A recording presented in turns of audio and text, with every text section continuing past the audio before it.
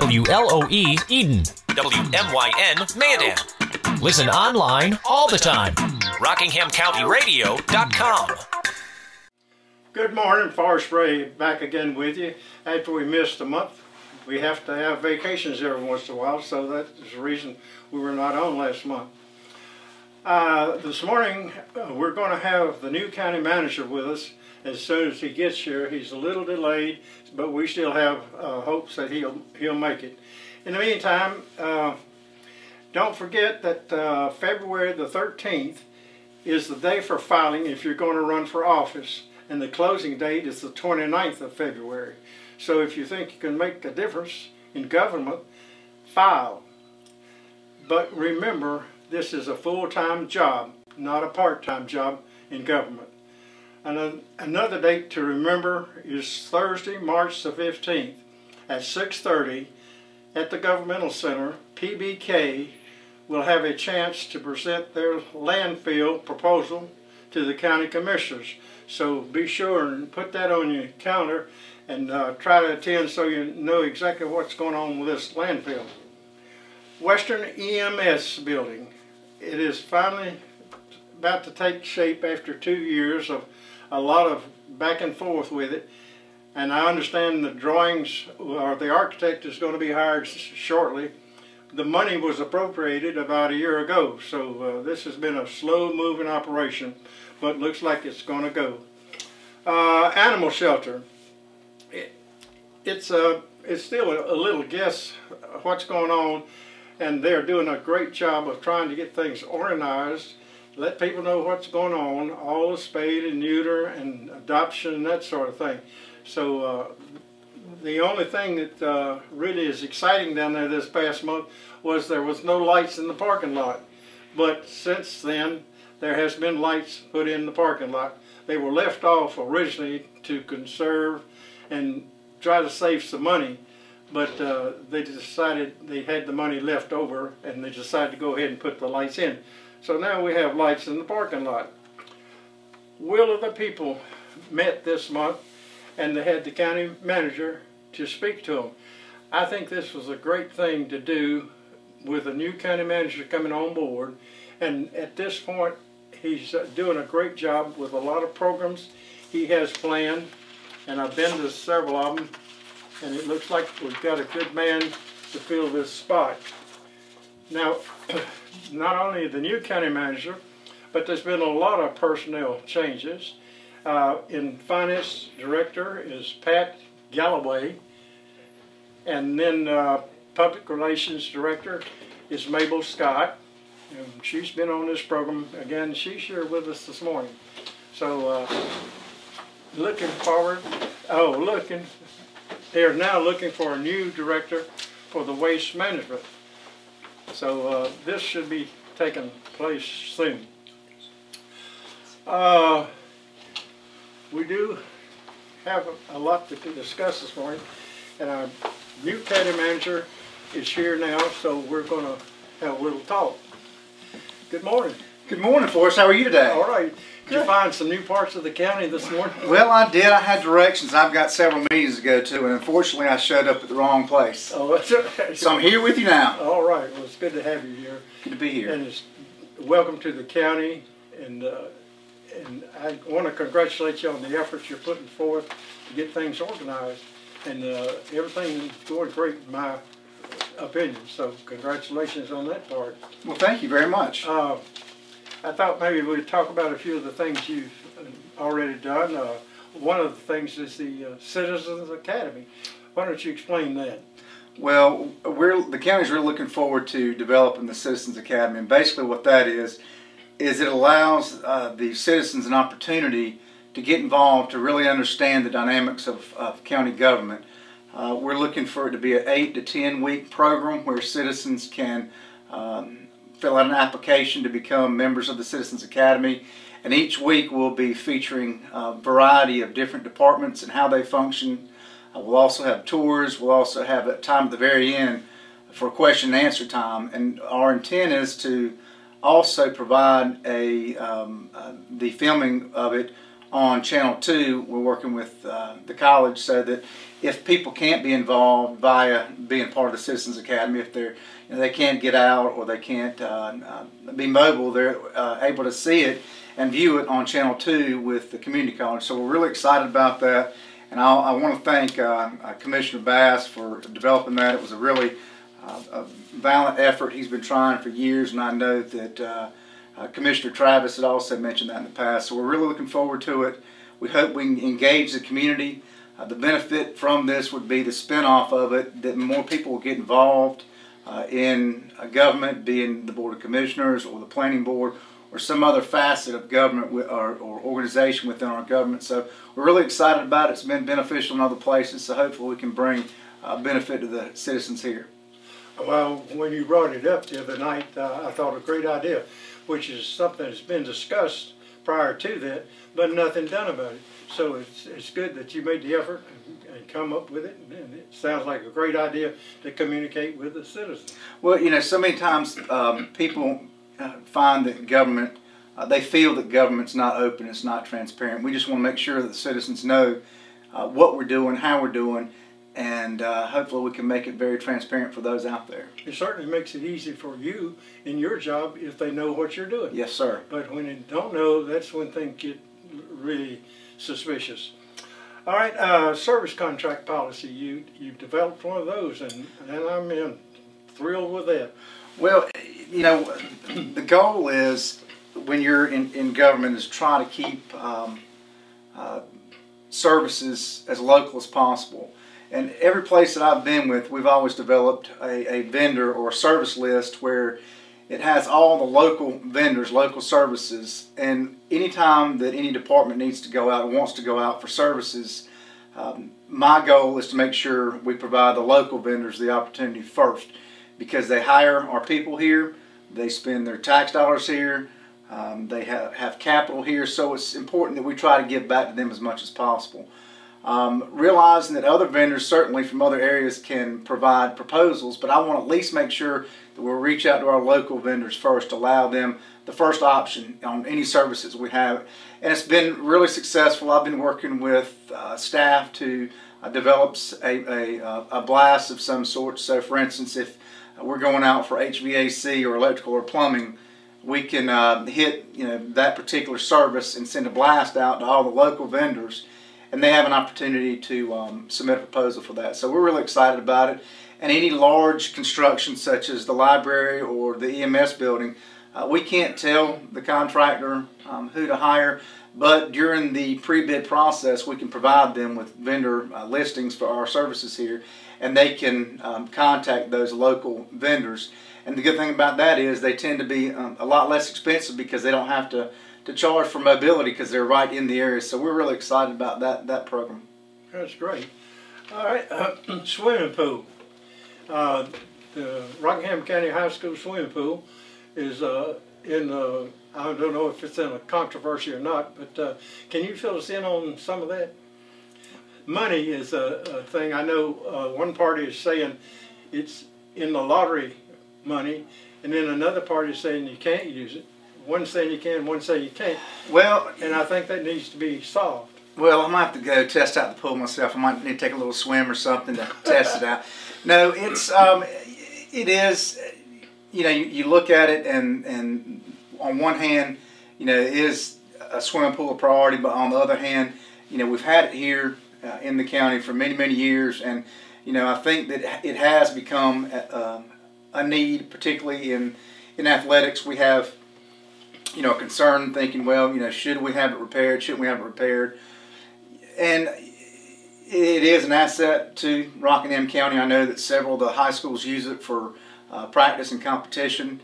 The route we looked at, lottery proceeds, we will have a recommendation to our commissioners at our next board meeting.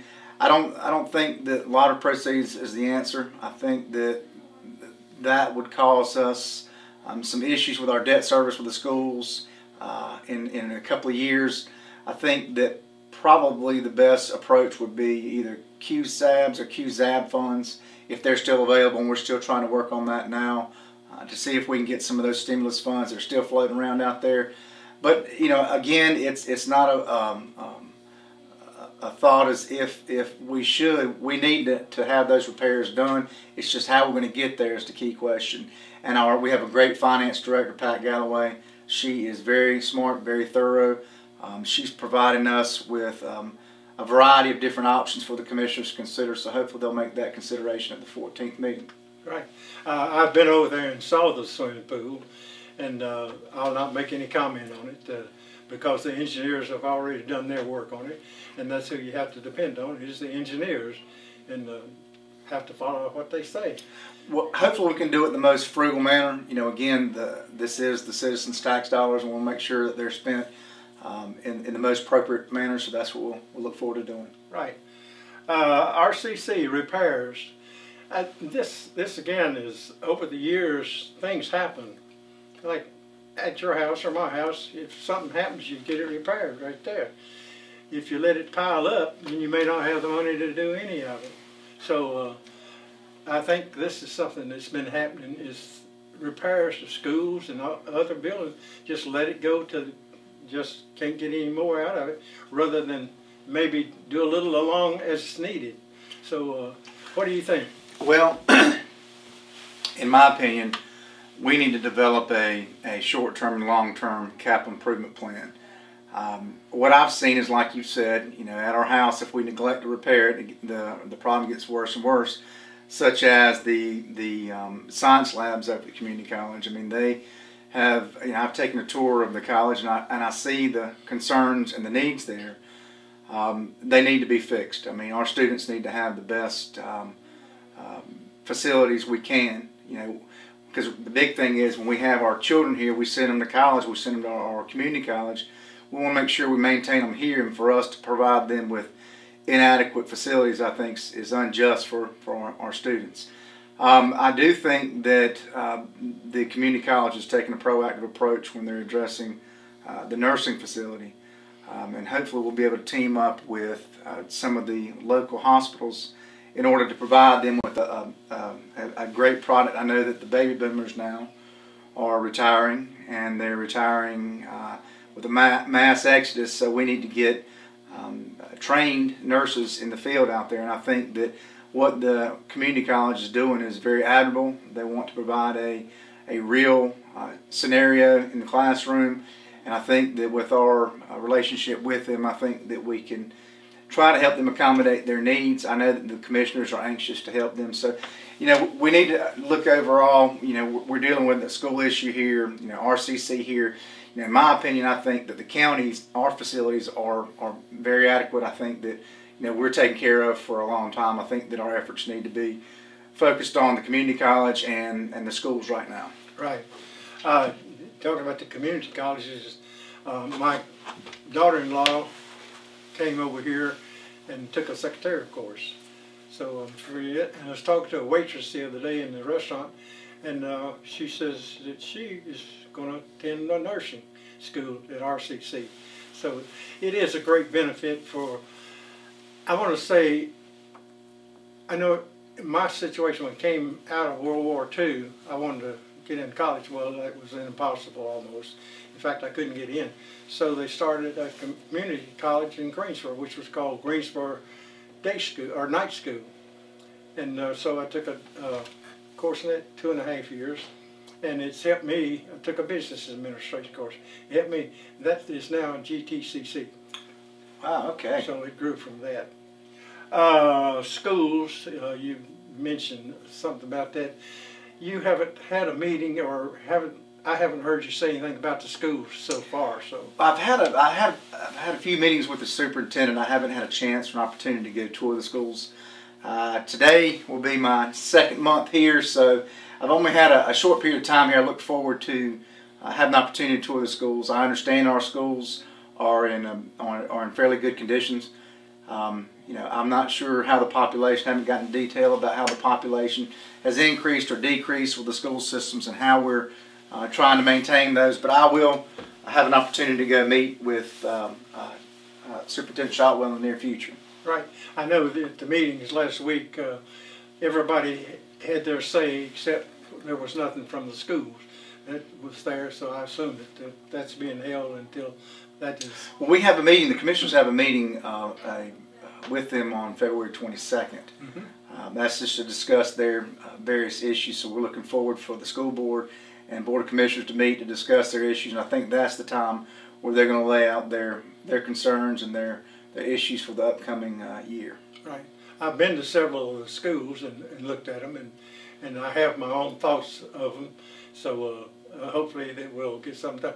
The other thing is about the schools. At one time there was some great concern about the cost involved in building the schools, and I think that was justifiable, that there is a simpler way to provide a facility that educates, but sometimes we try to elaborate the building rather than education sometimes. So, yes, sir. So we're working at that. Well, we'll take a break now. Mike, I'll take it. WLOE Eden. WMYN Mayadan. Listen online all the time. RockinghamCountyRadio.com. We're back. One other thing, a couple of things, then I'm going to turn it over to you and let you say whatever you want to say. Economic program, have you had a chance to look into that? Well, I've had a chance to work with Graham. You know, Graham's a retired county manager from Forsyth County. He's got a lot of insight as far as when it comes to economic development. So I'm really looking forward to working with him. One thing that I've strived to do in other localities is try to develop a targeted approach when it comes to economic development. So many times in government, in economic development, we rely on the state to bring potential clients in, and instead of reaching out. And I think that we need to reach out to development, especially industrial development. We need to develop a target market analysis to define what our niche is and what makes us different than any other place as far as industry, and then try to find those specific industries that would fit our niche, and then pursue them, go after them. We need to bring jobs here. We keep talking about, well, our children, you know, we raise them, we educate them, they go off, they don't come back, and we need to bring them back. You know, it's difficult right now for our children to come back to Rockingham County if we don't have those positions available for them to come back to. And that's one goal that I have, is try to go out there and try to find an industry that will bring them back. But when it comes to economic development, we tend to think of the large industries, the 200 jobs, 300 jobs, $25, $100 million investment. But the biggest growth in industrial development is actually expansion and retention of your existing industries, and that's one thing that I know that Graham and Wade has been working on, and that's what we need to continue to work on, is to go talk to our local industries and help them expand, help them retain their current status as far as what we can do to make them sustainable. And on top of that, economic development, in my mind, doesn't just cut with industrial development, it cuts to also commercial development. My goal has always been in the communities to find out what services that we go out of the county for. You know, is it shear repairs? Is it what do we go out for? And if we find that we're going out of the community to get these services, and I think that we need to find ways to bring people here to provide those services here, so we keep the funding internally versus sending it out of the county. So there's a lot of opportunity. Rockingham's a wonderful place for any industry or business to locate to, so we're going to keep our efforts there and continue to push that way. I agree. We have one of the biggest assets of probably any community in the United States is the water. We have a tremendous amount of water, which is very necessary for anybody to survive, industry, you, I, everybody. I came over here in 1967. I'd known about Rockingham County before that, and what a beautiful county it was, and it is a beautiful county, and I think that's why we're starting to have a lot of people move in over here, because it's a beautiful place, and hopefully. The other thing you've done is promotion within. Yes. You started a program on that, which is great, and it's something I thought ought to have been in effect many years ago. because businesses, you try to move people up. So this is another program. You want to just touch on that? Yeah, you know, when you invest in your employees, you know, you invest your time, your money, for them to gain their knowledge. So you want to make sure that you take care of the assets that are within. If you can find people within your organization to bring them up, to put them in positions where they can succeed. If you're working in local government, you know, you want to be able to see that there's some sort of future, some sort of a final destination maybe. And so that's what we try to do. We try to make sure that we bring the people up in our organization if we can. And one thing that we're working on now is a succession plan. We have a lot of key high-ranking people in our organization that are eligible to retire, and we need to make sure that once they do decide to retire, that we have people in place that can keep the services to continue to go. They've got a lot of knowledge, a lot of education, and we've got many departments capable to handle the succession of retirees, but we have some that don't. And so we're having to work internally to make sure that we can accommodate the retirement of those. Right. I've seen it happen in a few places, and it's worked out great. So I'm glad to see that in effect. I'm going to turn the time over to you now to make whatever comments you'd like to make. You've got about 5 to 8 minutes. Well, thank you, Forrest. So hopefully I can not take up that much time, but I just wanted to say that, you know, I've really been pleased with the people I've met. The Board of Commissioners are strong. Collectively, they have the best interest of the county at heart. I've had opportunities to talk to many organizations, and they've met me with open arms. The staff has been wonderful. Rockingham County is very fortunate to have such a quality staff that's here for the right reasons, and it's here not just to bring a paycheck home, but to serve the citizens of the county. I've had an opportunity to meet with I've met with all the departments, and that's been a very wonderful thing.